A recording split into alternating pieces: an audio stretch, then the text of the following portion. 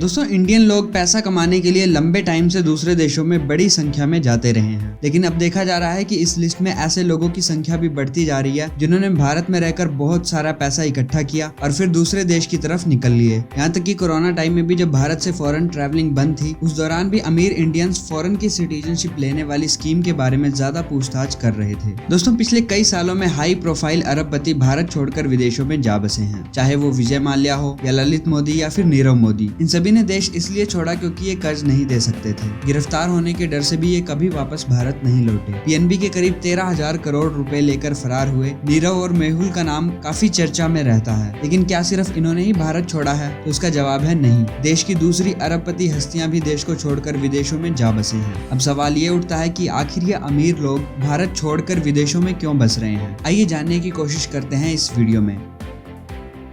दोस्तों, दुनिया में कई ऐसे देश हैं जो अमीर लोगों को इस शर्त पर नागरिकता देते हैं कि वो यहाँ पर भारी इन्वेस्टमेंट करेंगे। एक Henley and partners global agency है जो इस तरह की सिटीजनशिप की ख्वाहिश रखने वाले लोगों की मदद करती है। इस एजेंसी के अकॉर्डिंग 2019 के कंपेयर में 2020 और 21 में भारतीयों ने इस बारे में काफी पूछताछ की है। यही वजह है कि आज अमीरों के विदेश में बसने के मामले में भारत अब चाइना से भी आगे निकल गया है। अब ये इंडियंस देश छोड़कर फौरन जाना क्यों चाहते हैं? वैसे इस बारे में तो वही बता सकते हैं, लेकिन इसने भारत सरकार के माथे पर वट जरूर ला दिए हैं। खासतौर पर जब पीएम ये दावा करते हो कि इंडियन पासपोर्ट का वेट बढ़ा है। जब पासपोर्ट की इम्पोर्टेंस बढ़ी है तो इसे रखने वाले अमीर लोग इससे छुटकारा क्यों पाना चाह रहे हैं? दोस्तों, भारत सरकार की central board of direct taxes की एक कमेटी इस बात की जाँच कर रही है कि आखिर किस वजह से भारत के अमीर लोग फौरन जा रहे हैं। उन्होंने इस बात का भी पता लगाया है कि उनके जाने से भारत में आने वाले टैक्स पर क्या असर पड़ेगा। सीबीडीटी ने बताया है कि देश के अमीर लोग टैक्स बचाने के चक्कर में फॉरेन में जा रहे हैं। इन अमीरों के देश छोड़ने से एक तरफ तो देश को भारी नुकसान होता है, वहीं ये इंडियंस खुद को दूसरे देश का सिटीजन बताए रख सकते हैं और भारत में अपने रिश्तेदारों की बदौलत कारोबार भी बढ़ाए रख सकते हैं। इसका एक सबसे अच्छा एग्जाम्पल है 2018 में भारत की सिटीजनशिप छोड़ने वाले हीरानंदानी ग्रुप के सुरेंद्र हीरानंदानी। हीरानंदानी ने भारत की सिटीजनशिप छोड़ के साइप्रस का पासपोर्ट अपना लिया, लेकिन खास बात वो थी जो उन्होंने सिटीजनशिप छोड़ने के बाद कही थी। उन्होंने एक तो इसकी वजह बताई कि उन्हें वर्क वीजा मिलने में मुश्किल आती है।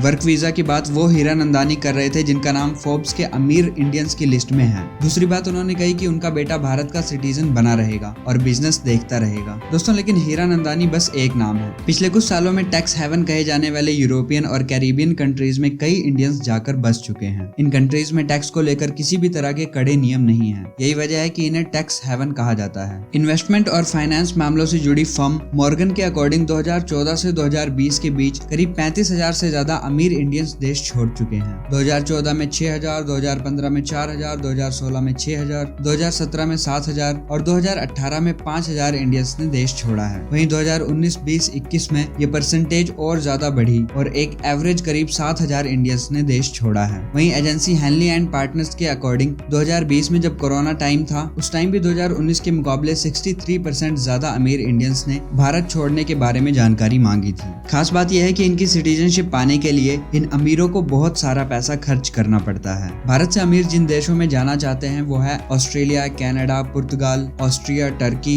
एक्सेट्रा। इसके साथ ही जो करप्ट घोटालेबाज हैं उनके लिए एंटीगुआ, माल्टा, साइप्रस, ग्रेनाडा और डोमिनिका जैसे कंट्रीज टॉप डेस्टिनेशन बने हुए हैं। पीएनबी घोटाले में शामिल और भारत से फरार हुए मेहुल चोकसी इसी एंटीगुआ बरबुडा की सिटीजनशिप ले चुके हैं, लेकिन इन कंट्रीज में सिटीजनशिप के लिए काफी सारा पैसा खर्च करना पड़ता है। यही वजह है कि इंडियंस का रुख कैरिबियन कंट्रीज की तरफ भी खूब है। इन कंट्रीज में कम पैसे में सिटीजनशिप के साथ यहाँ के पासपोर्ट पर लगभग 120 कंट्रीज में बिना वीजा के सिटीजनशिप मिल जाती है। यहाँ सरकारी फंड या फिर रियल एस्टेट में इन्वेस्ट करने पर भी सिटीजनशिप मिल जाती है। यही वजह है कि इंडियंस ने यहाँ पर खूब सिटीजनशिप ली है। दोस्तों, फॉरेन में बसने के लिए दो खास तरीके हैं। किसी कंट्री में बड़ी इन्वेस्टमेंट करके वहाँ रहा जा सकता है या कुछ ऐसे देश जिनकी बड़ी फीस चुकाकर वहाँ की सिटीजनशिप ली जा सकती है। ज्यादातर इंडियंस पहले तरीके को अपनाते हैं। जैसे अमेरिका में बसने के लिए इंडियंस को ग्रीन वीजा लेना पड़ता है। इसके लिए 6.5 करोड़ रुपए की इन्वेस्टमेंट करनी पड़ती है। इसी तरह ब्रिटेन में 18 करोड़ रुपए और न्यूजीलैंड में 11 करोड़ रुपए इन्वेस्ट करने पड़ते हैं। जबकि सेंट किट्स एंड नेविस और डोमिनिका जैसे कैरिबियन कंट्रीज में 72 लाख रुपए की इन्वेस्टमेंट पर सिटीजनशिप आसानी से मिल जाती है। दोस्तों, छत्तीसगढ़ से जाकर जमैका में बसने वाले राजकुमार सबलानी कहते हैं कि भारत में अपॉर्चुनिटीज की कमी है। पॉलिटिक्स भी काफी इनस्टेबल है, करप्शन है और पोल्यूशन जैसी जैसी बहुत सी समस्याएं हैं जो यहाँ के लोगों को पलायन के लिए मजबूर करती हैं। मैंने इन्हीं वजहों से जमैका में अपना बिजनेस जमाया है। इसी तरह एक्यूस्ड एडवाइजर के सीईओ परेश कारिया कहते हैं कि 2020 में फॉरेन में बसने के लिए की गई पूछताछ में सबसे ज्यादा बेहतर हेल्थ केयर, कम पोल्यूशन और बिजनेस के लिए आसान देशों के बारे में पूछा गया है। कनाडा, यूके, ऑस्ट्रेलिया और न्यूजीलैंड के बारे में ज्यादा लोग जानकारी जुटा रहे हैं।